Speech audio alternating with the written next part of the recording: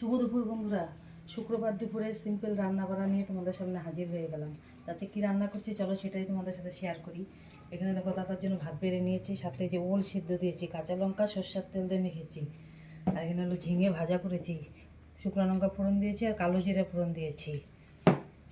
আর হলো পেঁপে, আলু, কচু সব কিছু দেখো নিরামিষ তরকারি করেছি।